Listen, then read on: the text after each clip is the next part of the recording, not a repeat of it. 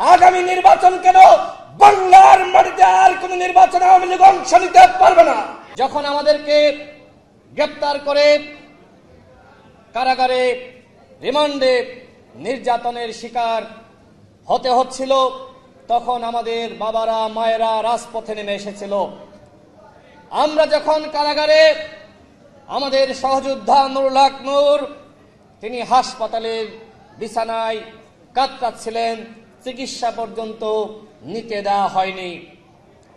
আমাদেরকে একটানা রিমান্ডে চোখ বেঁধে হাত বেঁধে নির্যাতন করা হয়েছে। তারপরেও আমরা হাসিনার কথা মতন সেই আন্দোলন থামিয়ে দিই নাই। আমরা বলেছিলাম, শিক্ষার্থীরা আমাদেরকে সামনে থেকে নেতৃত্বের সুযোগ দিয়েছে, তাদের সাথে বেইমানি করে আমরা আন্দোলন বন্ধ করব না। সেই আন্দোলন আমরা সফল করেছিলাম।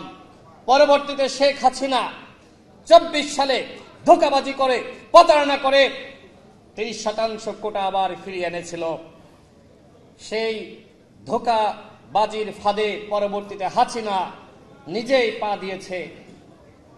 24-এর গণঅভ্যুত্থান কোটা সংস্কার আন্দোলনকে কেন্দ্র করে হাসিনার পতন হয়েছে, এদেশের সাধারণ মানুষের বিজয় হয়েছে। সংগ্রামী সাথী বন্ধুগণ, আর সেই বিজয়ের শুরুটা করেছিল গণ অধিকার পরিষদ, ছাত্র অধিকার পরিষদ। আমরা আন্দোলন সংগ্রাম করেছি, কখনোই হাসিনার কাছে আমরা মাথা নত করি নাই।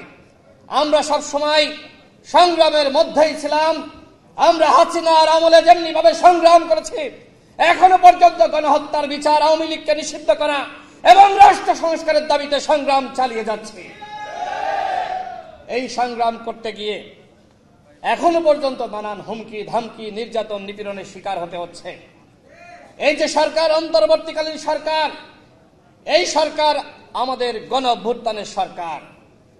এই সরকারকে আমরা যেভাবে দিক নির্দেশনা দেব, সরকার সেইভাবে কাজ করতে বাধ্য। কিন্তু আজকে কি হচ্ছে?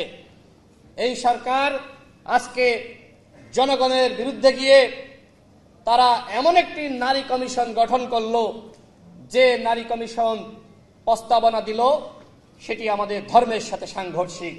আজকে হেফাজতে ইসলাম তারা প্রতিবাদ জানিয়েছে, সমাবেশ করেছে, আমরাও ইতিপূর্বে প্রতিবাদ জানিয়েছি।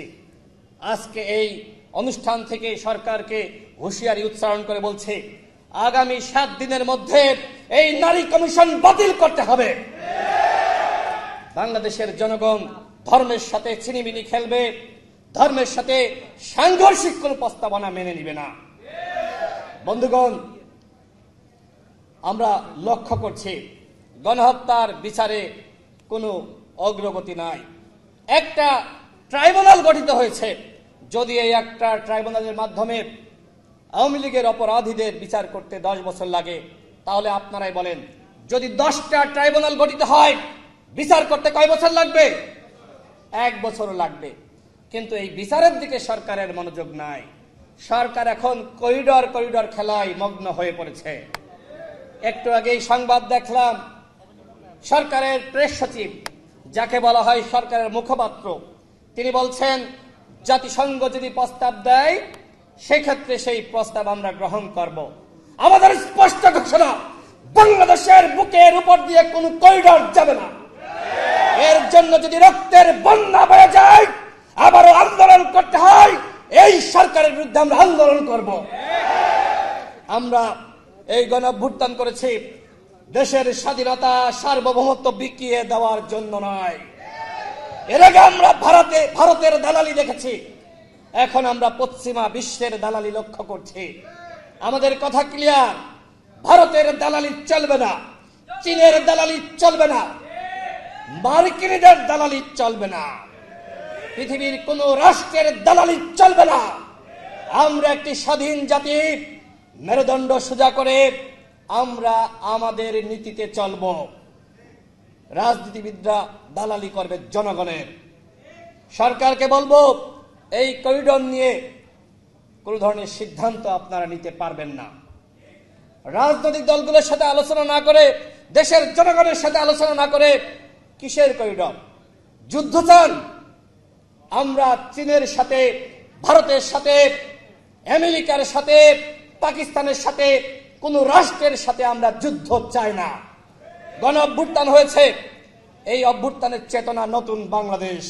আর সেই নতুন বাংলাদেশ যদি গঠন করতে হয় তাহলে প্রয়োজন স্থিতিশীলতা।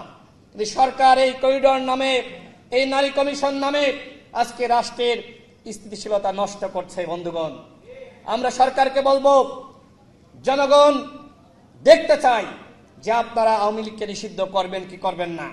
আওয়ামী লীগ গণহত্যা চালিয়েছে, আওয়ামী লীগ অসংখ্য মানুষকে নির্যাতন করেছে, গুম করেছে, খুন করেছে, অসংখ্য মা বোনকে লাঞ্ছিত করেছে, অসংখ্য মাকে বিধবা বানিয়েছে, অসংখ্য বোনকে স্বামী হারা করেছে। এই আওয়ামী লীগ কি বাংলার মাটিতে রাজনীতি করতে পারে? কোনোভাবেই পারে না। সুতরাং প্রধান উপদেষ্টা যেটি বলেছেন, আগামী নির্বাচনে আওয়ামী লীগ অংশ নিবে কি নিবে না সেটি আওয়ামী লীগের দলীয় সিদ্ধান্ত। প্রধান উপদেষ্টার এই বক্তব্য আমরা প্রত্যাখ্যান করছি।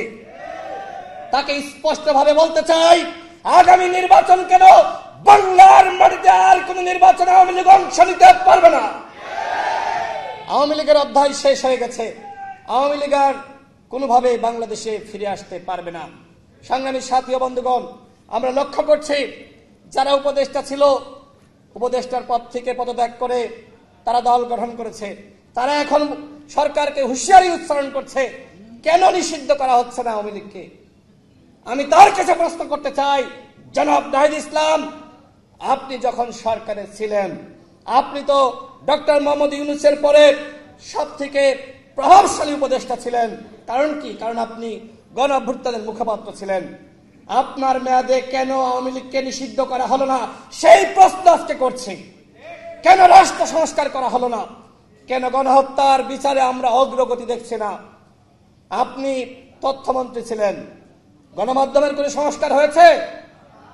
সেই ফ্যাসিবাদের আমলে যেভাবে গণমাধ্যম চলতো এখনো পর্যন্ত সেইভাবেই গণমাধ্যম চলছে। সাংবাদিকরা এখনো পর্যন্ত তারা মন খুলে লিখতে পারছে না, তারা মন খুলে সংবাদ প্রকাশ করতে পারছে না। সংবাদ প্রকাশ করলে আমরা দেখি মুহূর্তের মধ্যে সেই সংবাদ উধাও হয়ে যায়। পরবর্তীতে সাংবাদিকদের সাথে কথা বললে তারা জানান যে সমন্বয়ক ফোন দিয়েছিল, এই নিউজ যদি রাখা হয় মব জাস্টিস করা হবে, মিডিয়া হাউস ঘেরাও করা হবে। এই হলো গণমাধ্যমের স্বাধীনতা। আপনি কেন গণমাধ্যমের স্বাধীনতা নিশ্চিত করতে পারেন নাই? কেন আপনি গণমাধ্যম সংস্কার করতে পারেন নাই? সেই জবাবদিহিতা আমরা আপনার কাছে চাই। রাষ্ট্র সংস্কার করবেন, ভালো কথা, আমরা কি চাই না? এই যে আজকে নেতৃবৃন্দ যোগদান করেছে, কেন? কারণ এই গণ অধিকার পরিষদ আপসহীন সংগঠনের নাম।